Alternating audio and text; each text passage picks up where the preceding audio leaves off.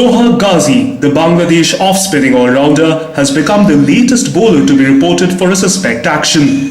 Interestingly, all his deliveries have come under scrutiny, unlike in the past when bowlers were reported for wonky actions for specific deliveries.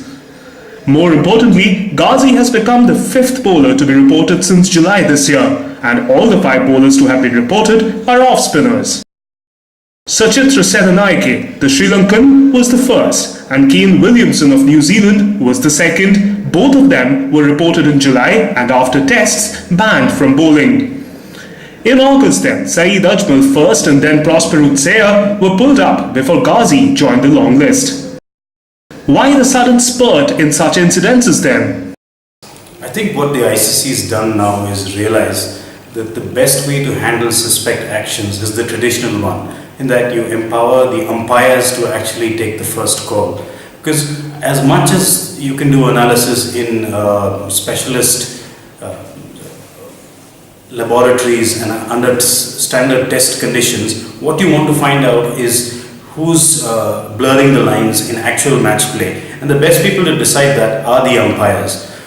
Our definitions of what constitutes chucking have changed dramatically over the years. Initially it was as simple as if you could see a jerk, then the person is throwing. But now, of course, the law is more sophisticated, and studies have shown that more bowlers go past the old limits than we earlier suspected. So in that sense, what the ICC needs to do is remove this whole stigma that's there over chucking and let the umpires call this no ball just like it's any other no ball. I think that would be the best way forward. We haven't yet got to that stage where umpires are calling no balls, but they're reporting the bowlers.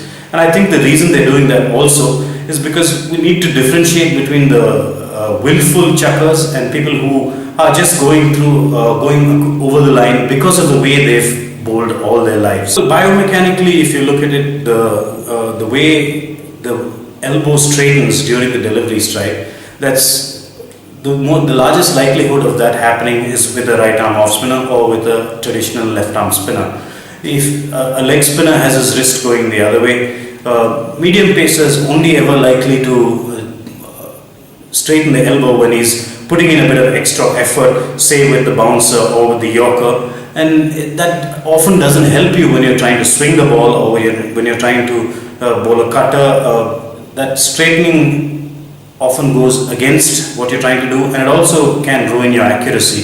So I think the action of an off spinner is most susceptible to bending the elbow without actually changing line and length. I remember speaking to a former cricketer not long ago and asking him if he knew when he was sometimes chucking the ball, and he said that in 90% of cases he knew when there was something wrong with his action. He generally had a very clean action. He's played tests, one-dayers, and he said that when he had a really bad injury, perhaps in the shoulder, perhaps in the groin or in the back, in key areas which help propel the ball, then his action got a little ragged. But he said after two deliveries he knew that something was wrong and perhaps he was using more elbow than he should.